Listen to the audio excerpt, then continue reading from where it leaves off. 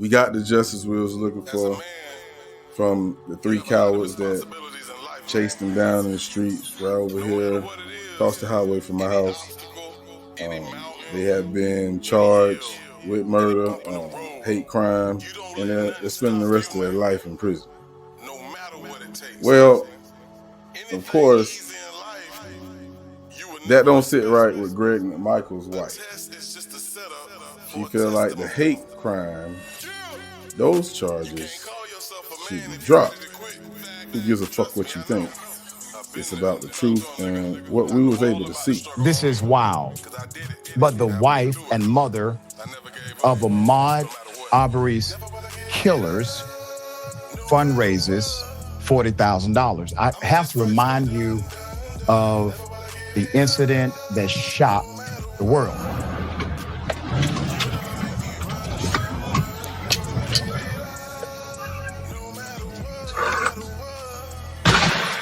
The district attorney gave the order to cover it up. That DA was eventually charged with multiple felonies, arrested herself.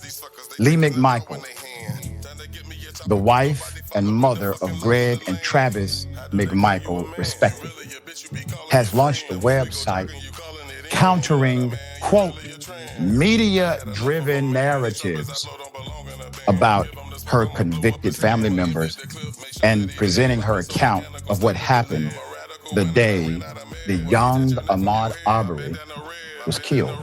The McMichaels are serving life sentences in prison. They've been convicted by a jury of their peers. They had due process. Ahmaud Arbery had no due process. They took it away. But they had due process. They're in prison because a jury convicted them. The McMichaels are currently in the process of appealing their federal hate crime convictions. However, even if a court decided to overturn those hate crimes and the conviction, they would remain in prison.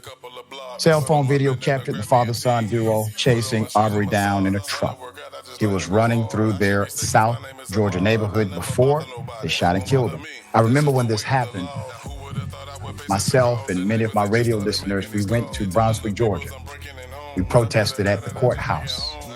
We packed that place out. We had no permit. They need one. There was an injustice that needed to be responded to. The new DA who got elected actually ran as an independent.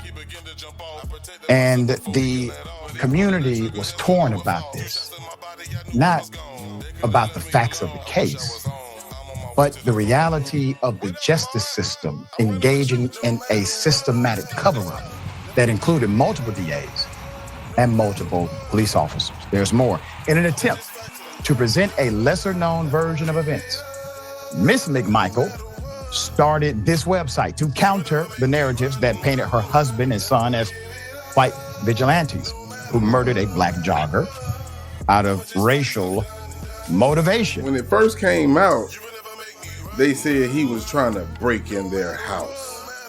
That's what was said. When I heard that shit, I said, bullshit, cap. And I was a part of this Facebook group called Exit 29, which is where we live out here.